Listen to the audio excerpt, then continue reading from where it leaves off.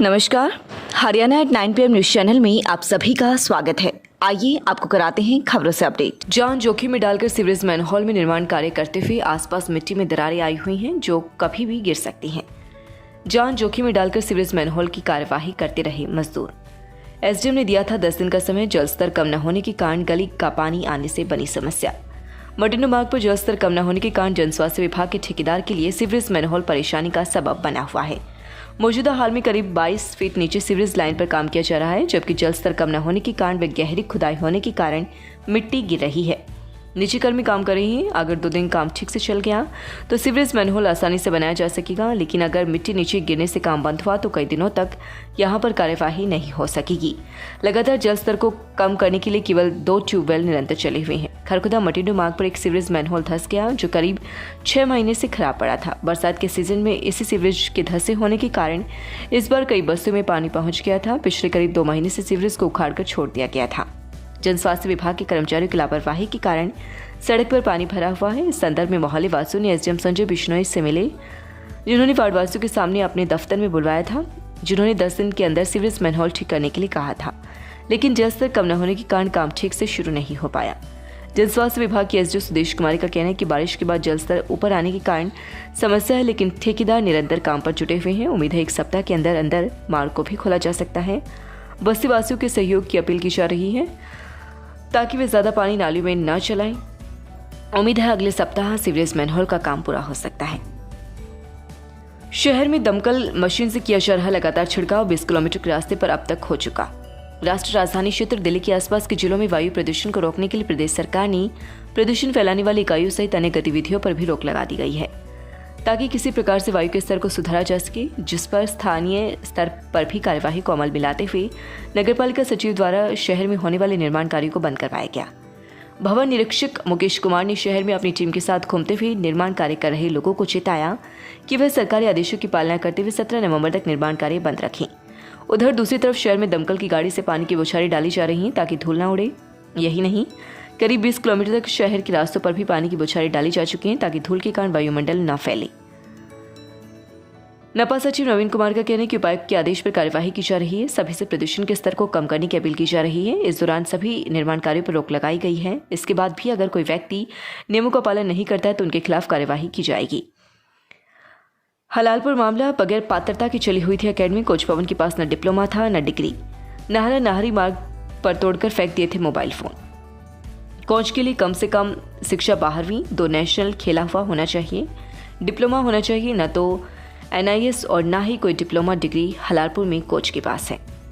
हलालपुर खिलाड़ी निशा व उसका भाई सूरज हत्याकांड के मुख्य आरोपी एकेडमी कोच भवन व उसके साले सचिन से अभी तक मोबाइल फोन की रिकवरी नहीं हुई है। दोबारा से रिमांड के दौरान आरोपियों ने बताया कि उन्होंने नाहरा के पास अपने फोन सेंटो को तोड़कर सड़क किनारे झाड़ियों में फेंक दिया था। वारदात के बाद कुंडली में अपनी बाइक खड़ी कर किराए की गाड़ी ली थी। थाना प्रभारी करमजीत सिंह ने बताया कि दोनों आरोपियों ने वारदात की तुरंत बाद अपने फोन को तोड़कर झाड़ियों में फेंक दिया था। पुलिस दोनों आरोपियों को लेकर वहां पर पहुंची, जिस लोकेशन में उन्होंने अपने फोनों को फेंकना बताया था। वहां पर तलाश की, लेकिन फोन अभी तक नहीं मिले हैं। फोन में DVR में अहम सुराग जो अभी तक पुलिस के पास नहीं। बेशक पुलिस ने हलालपुर मामले में जुटे आरोपियों को पकड़ लिया है और उनका रिमांड भी ले लिया गया है, लेकिन अभी तक पुलिस के पास अहम सुराग के रूप में फोन व DVR नहीं मिला है। बताया जाता है कि आरोपियों ने फोन को सड़क किनारे व DVR को नहर में फेंक दिया था। इसके अलावा भी पुलिस पूरे मामले में कड़ी से कड़ी जोड़ने में जुटी हुई है। न डिप्लोमा न थी डिग्री, 10 शिक्षा 10वीं पास। मुख्य आरोपी कोच भवन जो एकेडमी चला रहा था उसके लिए वह पात्र भी नहीं था, क्योंकि किसी भी प्रमाणिक कोच के पास संबंधित खेल में 2 नेशनल खेला हुआ सर्टिफिकेट होना चाहिए या फिर 1 वर्ष डिप्लोमा या डिग्री होनी चाहिए, लेकिन संबंधित कोच के पास फिलहाल ऐसा कुछ नहीं मिला। हलालपुर मामले में सभी साक्ष्य जुटाए जा रहे हैं। आरोपियों की निशानदेही पर मौके पर जाकर मोटरसाइकिल गाड़ी की बरामदगी और की जा चुकी है। अभी फोन नहीं मिले हैं जो जल्द ही रिकवर किए जाएंगे। करमजीत सिंह, थाना प्रभारी खरखोदा। कन्या महाविद्यालय प्रिंसिपल सुरेश बुरा का कहना है कि किसी भी सरकारी स्कूल में सामान्य PTI भर्ती करने के लिए डिप्लोमा डिग्री सर्टिफिकेट के साथ साथ मेरिट में आने वाले आवेदकों को ही लगाया जाता है।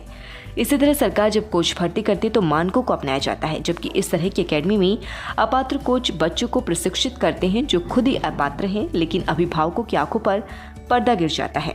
इसलिए अपने बच्चे को केवल ऐसे संस्थान में भेजें जहां पर कोच की पात्रता भी प्रामाणिक हो। खुद कोच भी प्रशिक्षित व कुशल नहीं है। कॉलेज व स्कूलों में कोच भी प्रशिक्षित होते हैं और उन पर मॉनिटरिंग भी होती है। बच्चों के मामले में अभिभावकों को चौकन्ना रहने की ज़रूरत है। सरकार को भी इस तरह की एकेडमी की मॉनिटरिंग करनी चाहिए ताकि बच्चे व बच्चों के साथ खिलवाड़ ना हो। देखिए, हलालपुर एकेडमी में जो बहन भाई की हत्या हुई, निश्चित रूप से निंदनीय कार्य है। ये बहुत समाज में शर्मनाक एक घटना हुई है। लेकिन इसके लिए मैं कहना चाहूँगी कि ऐसी प्राइवेट एकेडमीज़ को परमिशन किसने दी? एडमिनिस्ट्रेशन के अंडर ये बात आनी चाहिए कि कहाँ पे कौन सा, चाहे वो कोचिंग एजुकेशन से रिलेटेड एकेडमी है, चाहे वो खेल से रिलेटेड एकेडमी है, उसकी बाकायदा अप्रूवल और रजिस्टर्ड होना चाहिए और उसके नॉर्म्स फिक्स किए जाने चाहिए कि क्या हो आगे। इसके लिए कौन कोचिंग देगा, कौन बच्चे रजिस्टर्ड होंगे, इस तरह के सरकार को इसके ऊपर चेक करना होगा। दूसरी बात, इसको दूर हटाने के लिए प्राइवेटाइजेशन जैसे इन एकेडमीज का हो रहा है आजकल, इसको बढ़ावा ना दिया जाए और इसके बजाय कॉलेजेस और स्कूल्स में अच्छी सुविधाएं उपलब्ध कराई जाए, कोच यहाँ पर उपलब्ध कराए जाए। जैसा कि हमारा कन्या महाविद्यालय खरखौदा ही देख लीजिए, इसमें कौन से खेल की सुविधा उपलब्ध नहीं है।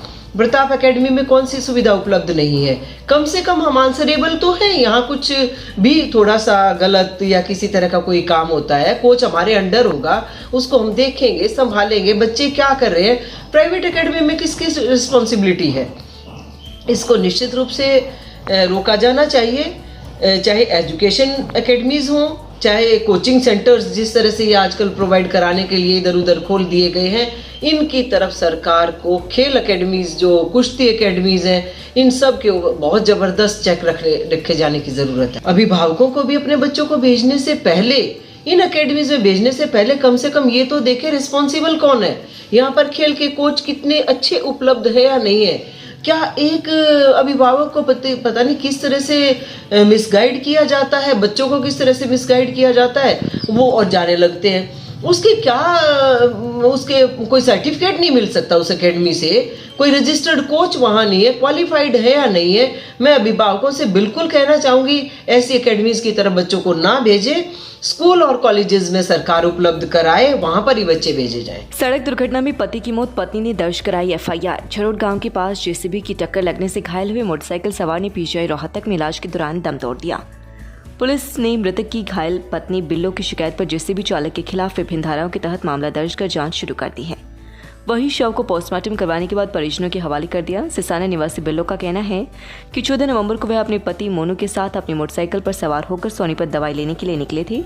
वह दोनों जब झरोट गांव से होकर गुजरने वाली नहरों के पास पहुंचे तो जेसीबी चालक अपनी जेसीबी को तेज रफ्तार से चलाता हुआ आया और उसकी मोटरसाइकिल को टक्कर मार दी, जिससे उसका पति जहां बुरी तरह से घायल हो गया, वहीं उसे चोटें भी आईं। जेसीबी चालक मौके से फरार हो गया।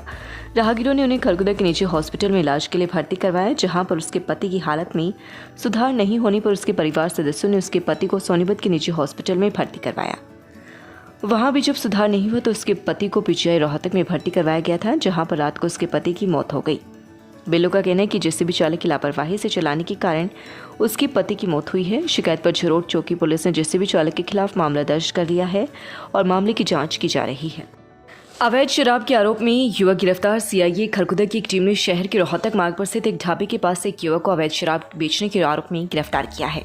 आरोपी सिसाना का रहने वाला सचिन है, जिसके खिलाफ खरगोदा थाने में आबकारी अधिनियम के तहत मामला दर्ज किया गया है। सीआईए खरगोदा की एक टीम हेड कांस्टेबल फिनित कुमार की अगुवाई में गश्त कर रही थी कि टीम को पता चला कि युवक रोहतक मार्ग पर स्थित ढाबे के पास एक युवक द्वारा अवैध रूप से शराब बेचने का काम किया जा रहा है। टीम ने मौके पर पहुंचकर एक युवक को पकड़ा, जो 2 कट्टों में शराब की विभिन्न मार्कों की बोतल लिए हुए था। जांच करने पर टीम ने पाया कि कट्टों में 8 बोतल देशी शराब मार्का संतरा, 12 बोतल बियर की, 8 बोतल व्हाइट एंड ब्लू मार्का की विस्की, 5 बोतल ऑफिसर चॉइस, 24 आधी देशी शराब मार्का संतरा, 48 पवे मार्का संतरा, 8 पवे ऑफिसर चॉइस मार्का, 8 पवे रॉयल स्टेज मार्का की विस्की के मिले। सभी को पुलिस ने जब्त करने के साथ ही आरोपी सिसाना निवासी सचिन को गिरफ्तार कर लिया। आरोपी के खिलाफ खरगोदा थाने में मामला दर्ज किया गया है। कि लोटस लाइब्रेरी में भी हम उन बच्चों का विशेष ध्यान रखेंगे जो मध्यम और कमजोर वर्ग से आते हैं और फीस को पूरे तरीके से नहीं दे पाते हैं। उन बच्चों के लिए लाइब्रेरी में विशेष सुविधाएं दी गई हैं कुछ स्पेशल ऑफर्स भी हैं, वो बच्चे आएँ और उन सुविधा का लाभ उठाएं। उसमें हम आपका हर तरीके से सहयोग करेंगे जो हमारे से बन पड़ेगा। धन्यवाद। और ऐसे ये सारे मेरे कार्यकाल में गाँव ने मेरा जो सहयोग किया या पंचायत का सहयोग किया या गाँव ने अपनी सुविधा देखी, इस खुशी में मैं गाँव को हाथ जोड़कर धन्यवाद करता हूँ और बड़ी आगे के लिए आशा रखता हूँ। लगातार खबरों से अपडेट रहने के लिए चैनल को सब्सक्राइब जरूर करें। समाचार व विज्ञापन के लिए नीचे दिए गए नंबरों पर संपर्क करें। धन्यवाद।